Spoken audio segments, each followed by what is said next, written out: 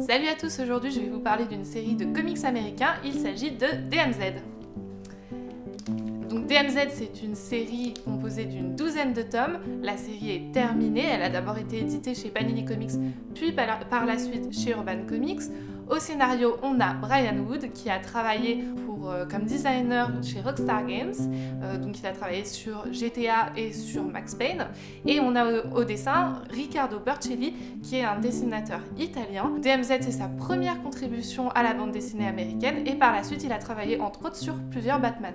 DMZ, c'est ce qu'on appelle une uchronie, donc en fait c'est le présent, sauf qu'il y a quelque chose dans le passé qui a changé et qui déforme notre présent. Donc l'uchronie est très à la mode dans les fictions, par exemple Fallout c'est une uchronie, et dans la bande dessinée française on a aussi Jour J, qui est ce qu'on appelle une uchronie, et qui reprend en fait des faits majeurs du XXe siècle en les déformant. Donc dans DMZ, ça se passe en Amérique du Nord et il y a deux armées qui se font la guerre, c'est l'armée des États-Unis et l'armée du monde libre. Au milieu de ça, on a Manhattan qui est ce qu'on appelle une DMZ, donc une zone démilitarisée. Dans Manhattan, personne n'a le pouvoir, donc c'est le gros bazar, tout le monde fait sa loi. On a des milices qui se mettent sur la gueule, on a les deux armées qui arrivent de temps en temps pour se taper dessus, et du coup c'est vraiment le bordel. Au milieu de ça, on a notre héros qui s'appelle Matthew Ross, donc c'est un jeune qui a été engagé comme stagiaire auprès d'un journaliste très connu qui a eu un prix Pulitzer, et en fait ce journaliste le déteste, il le traite comme de la merde, il en veut pas. Et en fait, dès le moment où ils atterrissent dans la DMZ, ils se font bombarder, et du coup le journaliste se fait capturer, l'équipe se fait tuer, et Matthew Ross se retrouve tout seul dans la DMZ. Alors au lieu de décider de rentrer chez lui la queue entre les jambes, il récupère le matos de son patron et décide de faire lui-même les reportages au sein de la zone démilitarisée. Cette série, elle est vraiment dans le plus pur style de la bande dessinée américaine. Au niveau graphique, on a vraiment des traits noirs, épais, on a de la violence, le trait est assez dur, mais à côté de ça, il est vraiment très chouette à lire, et en plus, c'est en couleur, c'est pas en noir et blanc. Moi, personnellement, je trouve ça plus clair, c'est assez agréable.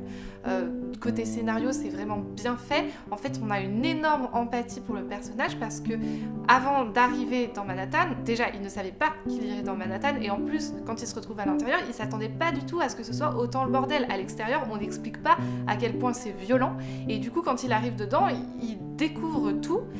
Il doit pas marcher à découvert parce que sinon il risque de se faire bombarder, il doit faire confiance à personne, c'est vraiment le gros bordel, et en fait nous on découvre ça en même temps que lui, on est tout aussi paumé que lui, et du coup ça crée une énorme empathie avec le personnage principal. En plus, c'est pas juste du sang et de la cervelle qui gicle, on découvre comment les habitants de Manhattan s'organisent en communauté pour réussir à vivre malgré les combats.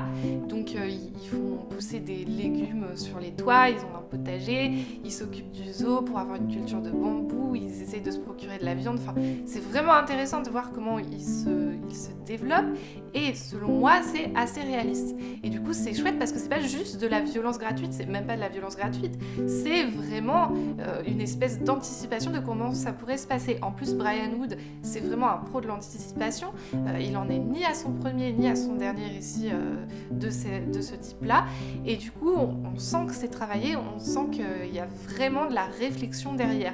Bon, par contre, DMZ, c'est pour un public averti, mais si vous êtes averti, foncez.